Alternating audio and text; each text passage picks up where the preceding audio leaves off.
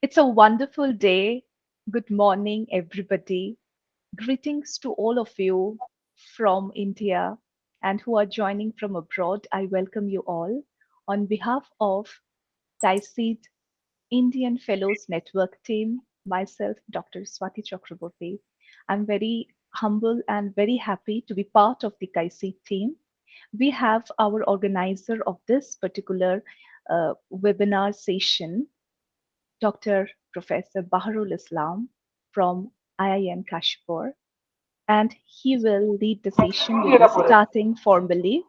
Thank you so much, Baharul sir, for your wonderful initiative that you have planned and we actually planned together. Thank you so much, and the session is yours. Okay, thank you very much. First of all, let me thank all of you who have joined the session today. It's a very important session for all of us who are working in interreligious and interfaith dialogue. We are expecting our keynote speaker, His Excellency, the Governor of Kerala, Sri Arif Muhammad Khan, to join very soon. In the meantime, I would like to introduce the platform and the issue before you. This program is a part of a series of programs we do as fellows of KAISEED Dialogue Center in Vienna. KAISEED, the full form is King Abdulaziz International Center for Interreligious and Intercultural Dialogue, which is an initiative of the Holy See, the King of Austria, the Kingdom of Spain, and the Kingdom of Saudi Arabia. And it was a global alliance partnership to promote interreligious dialogue and prevent hostile conflicts and violent conflicts among various communities across the world. Every year, they select fellows who are from various countries, and they are trained and they are supposed to work for interfaith dialogue in association with KAISEED. And this is one of this program, fellows program, that you are attending today. We welcome Dr. Sumit Narula, who has just joined, Director of Communication Studies at Amity University. And good morning, sir. Good morning to all. We are just about to receive Honorable Governor here. Good morning and namaskar, Your Excellency. Welcome to the webinar on sustainable development and interfaith dialogue, organized by KAISEED and Work for Dialogue and PFI Foundation Assam. With your kind permission, may we start, sir? Please. Okay.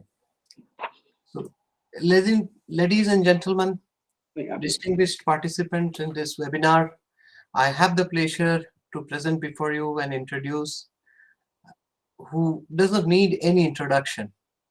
His Excellency, the Governor of Kerala, Sri Arif Muhammad Khan. Sri Khan was born in Bulandshahr, 1951.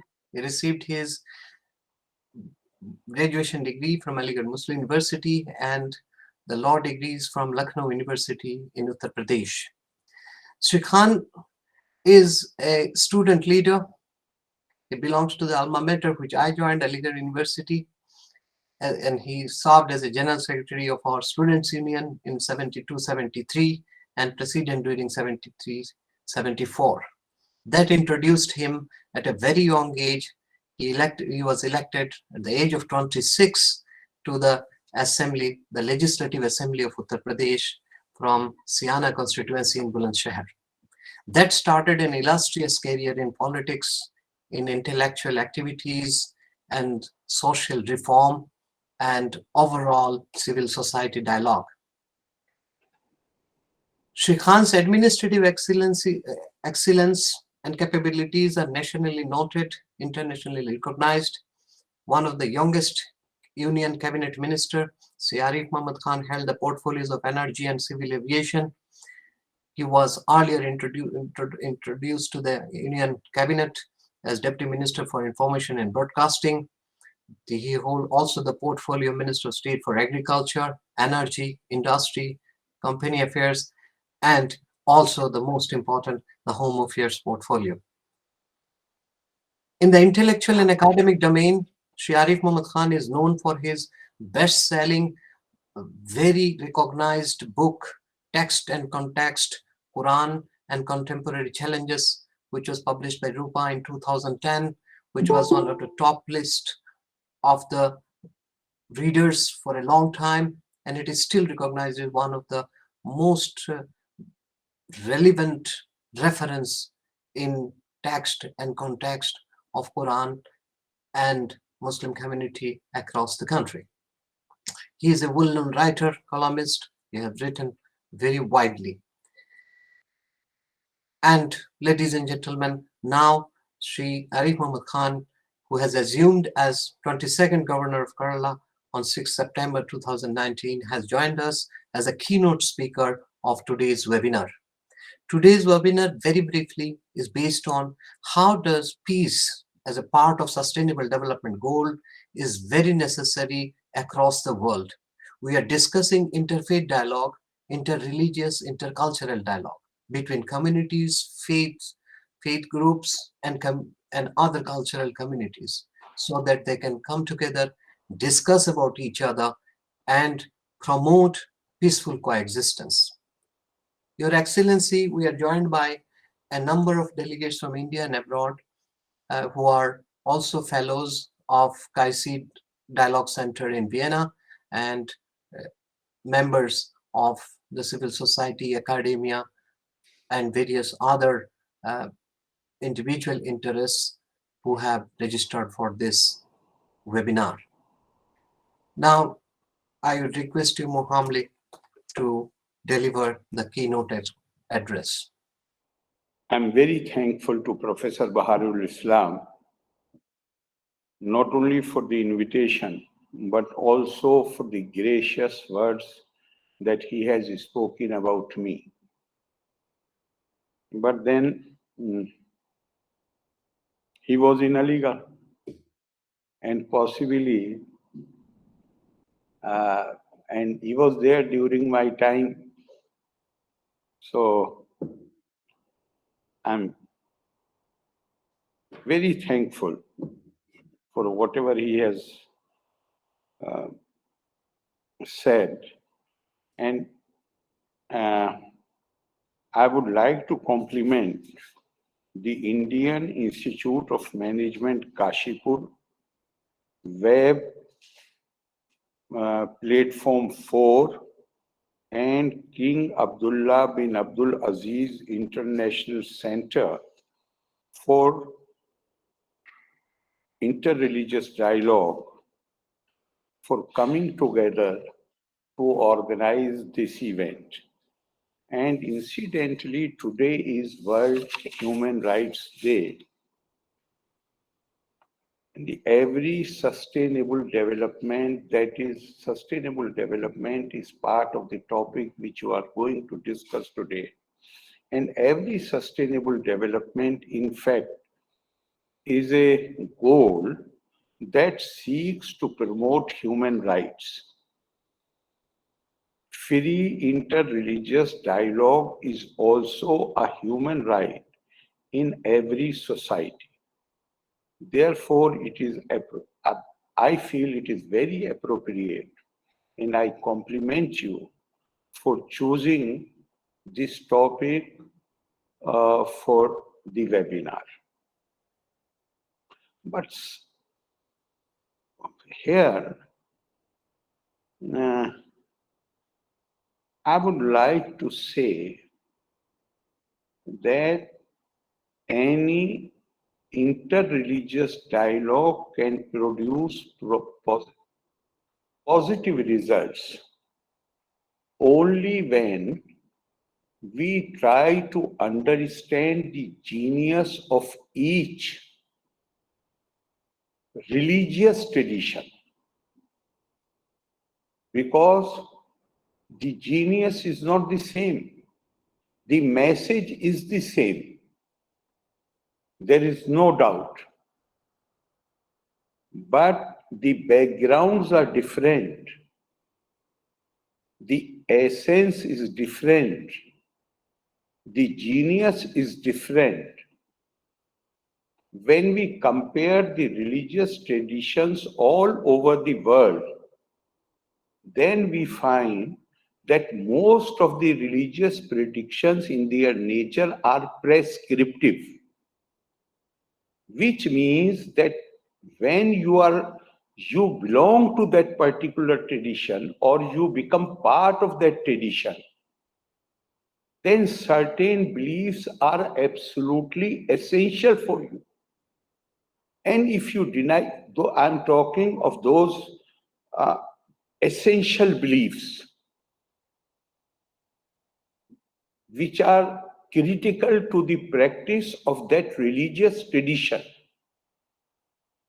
If you do not believe, here again, religion mostly has become, since long time, marker of the identities.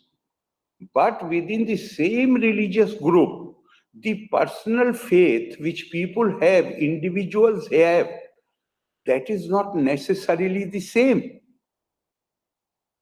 But most of the religions, since they are of prescriptive nature, therefore, if you stop to believe even one of them, then the tradition, normal practice which is seen is that the tradition, they have a mechanism where they refuse to recognize such people. In fact, we have recent example, by recent I mean last few decades, where even the parliament of a country has passed a law saying that a particular group of people, they no more belong to this particular, in our neighborhood it has happened in the case of the Qadiani, where parliament has taken it upon itself. They will decide about the faith of the person. And they declare them as, I won't use the same terminology which they have used, but they have said that they do not belong to this particular religious denomination. And they have also been subjected to violence and all kind of persecution. They were forced to flee the country. Even today, these things are happening.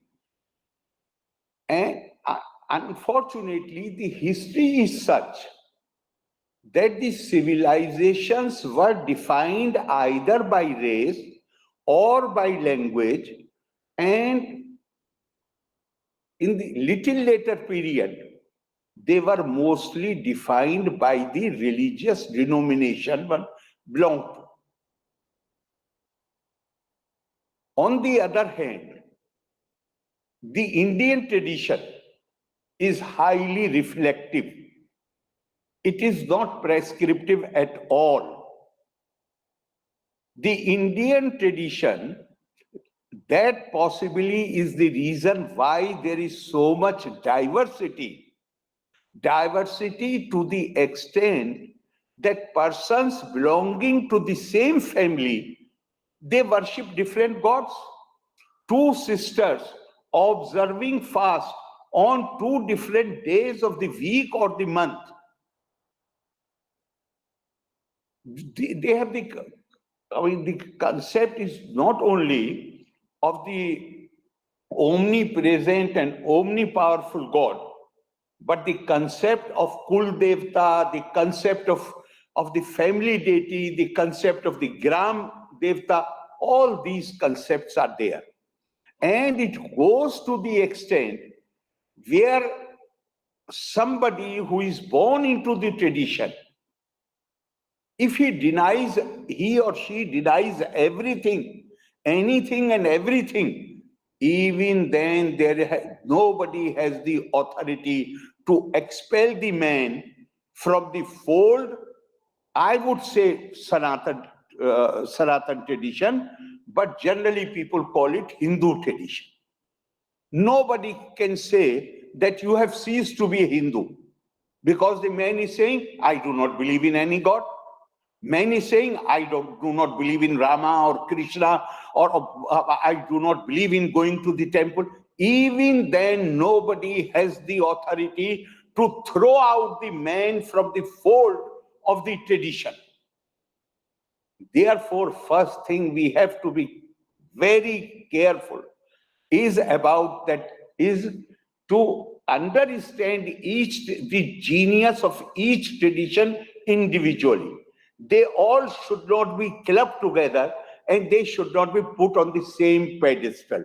The prescriptive traditions, and then there is reflective. The reflective tradition is to the extent that the Rig Veda declares, Iyam visrishtiriyat abhuv yadiva dadhe yadiva na yo asya adhaksha param.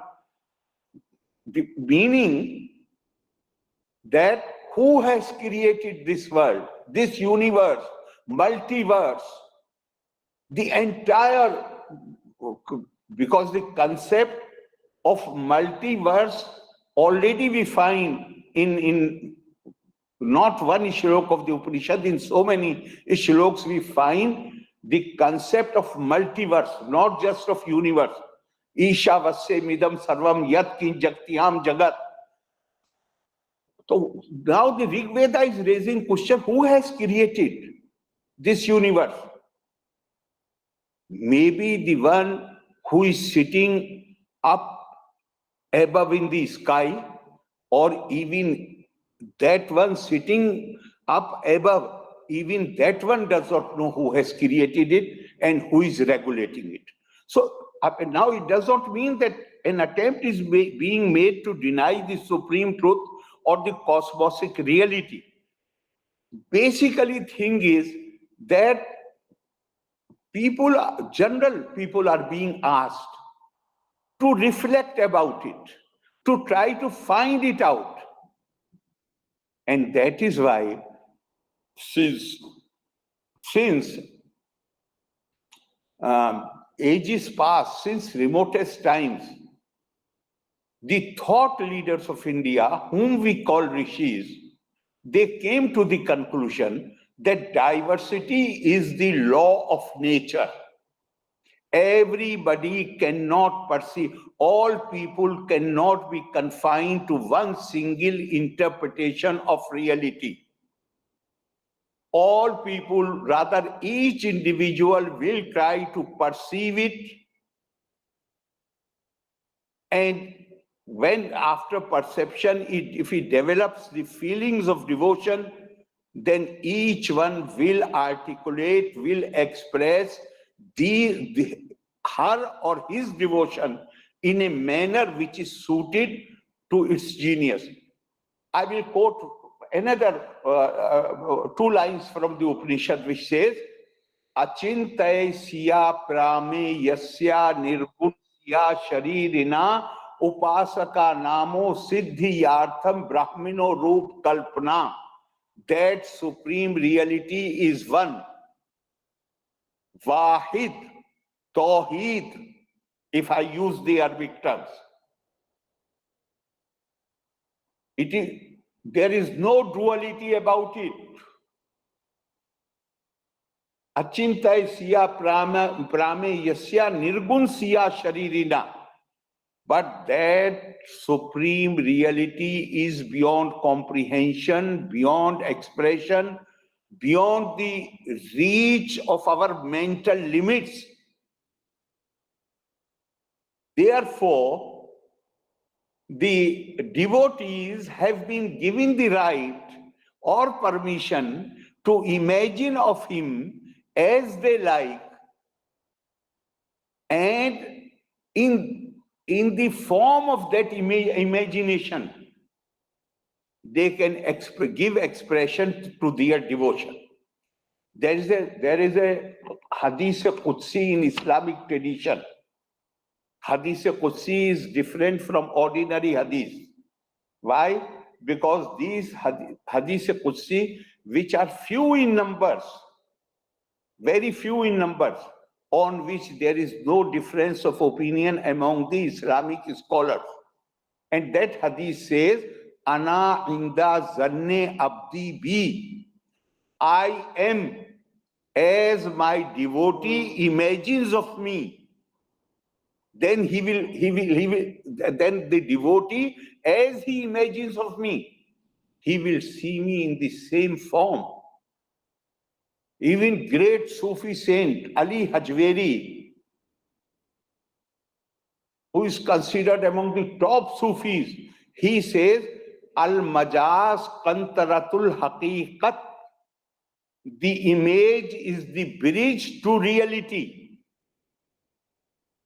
Even a poet who is sometimes enthusiastically is described as a poet of Islam, Allama Iqbal, he says, Kabhi ए हकीकत मुंतजर नजर आ लिबास मजाज में कि हजारों सजदे तड़प रहे हैं मेरी जबीने नियाज में. What does that mean?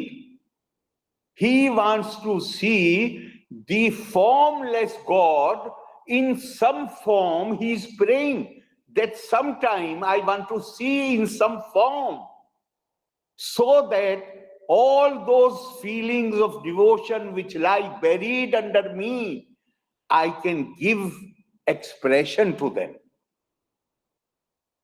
Now, if you say the same thing in prose, in Urdu, I am 100% certain that within no time there will be fatwas against you. So we should not try to put all the traditions on the same pedestal. Indian tradition is very different. Why? All other traditions, how you define them? Either by race or by language or by religious faith. In India, I have already told you, even if you deny everything, every religious belief, nobody has the authority to throw you out. So how Indian civilization has been defined? The problem was that right from the beginning of the civilization, and this we can understand from the oldest book, that is Rig Veda, proclamation was made. The proclamation was Ekam Sad Vipra Bahuda Vadanti. The truth, the supreme reality is one. There is no duality about it. But people who try to know it or who have come to know of it, they describe it variously. Why?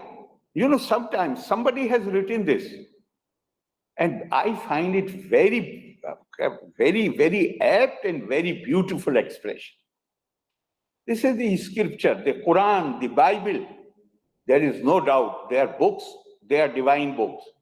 The source is divine. They have come from the divine. But the mind that understands them is human.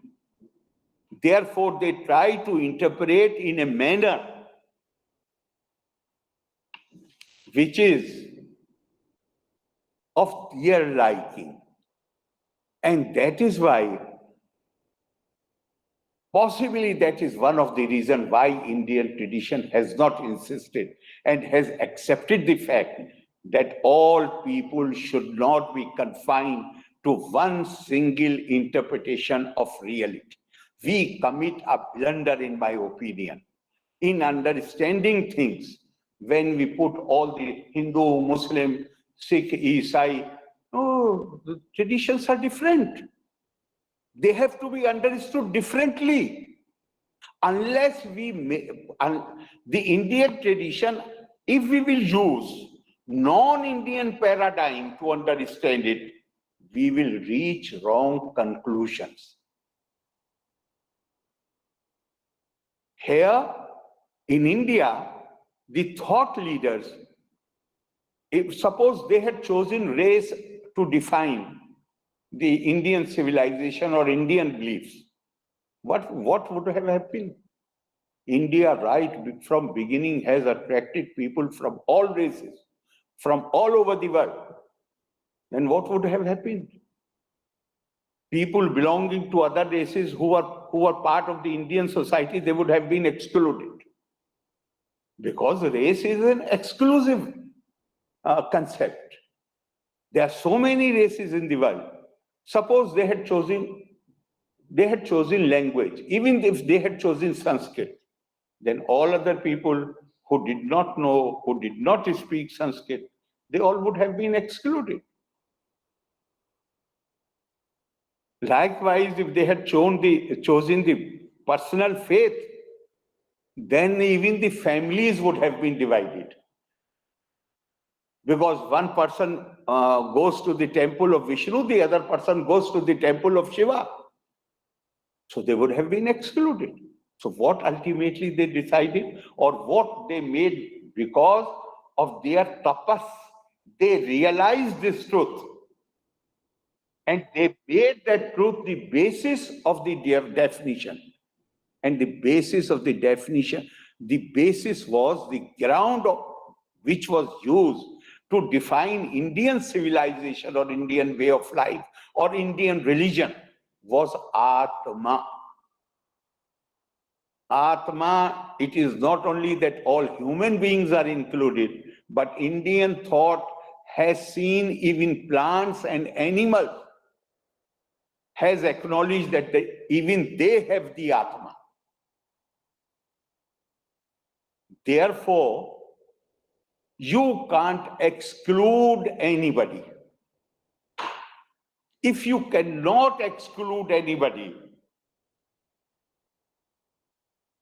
then I have seen many a times, I have read it in the books, that Shankaracharya, who hailed from Kerala, he set up 4 mutts in different parts of the country. And he created unity of India. I really feel like laughing at it, because the buildings do not create unity. Howsoever magnificent buildings you make, what created unity was that to these 4 mutts, Shankaracharya given a Mahavakya, and each Mahavakya for each of these mutts came from these 4 Vedas. The significance is 4 mutts, different parts of the country, each one has motto from 4 Vedas. The motto comes from a different Veda, but they all have the same meaning. The meaning is Aham Brahmasmi. In the form of the spirit, in the form of the Atma, it is the divine who dwells in me. Tattvamasi, the same divine dwells in you. I am Atma Brahma. The spirit is Brahma. Prajnanam Brahma. The wisdom, knowledge, Vidya, that is Brahma. This does not allow this. The Indian tradition does not allow anybody to sit in judgment about the personal faith of a person. And once we decide that the faith of my personal faith of my neighbor is none of my business. Even Quran clearly says, Ma khalqukum wala ba'sukum illa ka nafsin wahida. Your creation and your resurrection, when you will be called to account, are nothing but as an individual. Quran again emphasizes, the father shall not come to the rescue of the son, nor son will be able to help the father. The mother cannot help the daughter cannot help. Everything will be decided on the basis of your deed. Karma. Once we agree to this thing, and when my point is not that non-Indian religious traditions I am absolutely convinced that as far as the scriptures are concerned, even the non-Indian traditions, whether it is Islam, it is now the Islam is more or less Indian, but I am only talking about originating. You know, we must remember it, that our Christianity is older than the European Christianity. Our Islam, India is any mosque built outside Mecca and Medina. I am not even saying Arab countries. Mecca and Medina, a mosque built outside, was in India, in Kerala, in Thrissur district. The Jews came to us in the first century, in the century when the Temple of Solomon was destroyed. India has always, not that because as human beings we are better than others. No, the way of life of India, the civilizational values of India, it created an awareness that we should be hospitable to those who are being persecuted in their own land. And that is why, you know, this is very interesting. Swami Vivekananda has mentioned about the Jews, about the Christians, about the Zoroastrians who fled from Iran and found shelter in India. But I had written in one of my articles about 14 years back, which has been published, which was published by, if I remember correctly, by Times of India, that India also became home for the persecuted Sayyids. Sayyids mean the descendants of the family of Holy Prophet. In the Arab world, there are barely 4 or 5 families who claim to be descendants of that family. In India, right from Kerala up to north, in Assam, in Maharashtra, you find localities which are called Sayyadwala or some similar name. Why they are here and why they are not in Arab? Because in the polity, at that time, there was no concept of the state, and the state cannot come into existence without a state exchequer and police force. So admittedly, during the time of Huzur Sallallahu Alaihi Wasallam, there was no police force, there was no state exchequer. But some sort of polity, yes, it was. This polity which was founded by the Holy Prophet, those who assumed the reins of control, they did not allow, they always were fearful of the descendants of the Holy Prophet. They looked at them as political threat. Within 48 years in the field of Karbala, they butchered every male member of Prophet's family. And those who were associated with the family, over a period of time, they all fled from there and they took the route via Iran and Central Asia. They came to India.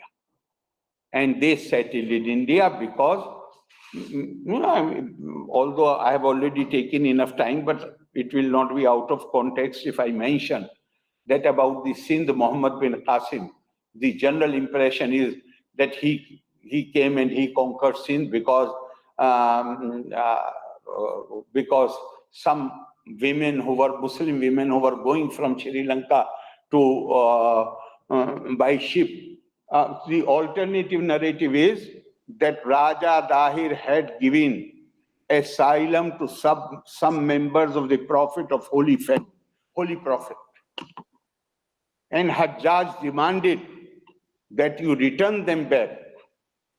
And Dahir said that no, I have given them word of honor. I shall not return them. And he lost his kingdom because of that. So basically my point is that I am convinced there is no dearth of exhortations in the Holy Quran, in the Holy Bible. They do not give us the authority to sit in judgment about the faith of the other persons. Once we accept that I am accountable for my actions, I am not accountable for the faith of the other person. قُلْ كُلٌّ يَعْمَلُ عَلَى شَاكِلَتِهِ. Each one does according to the disposition on which God has created her or him.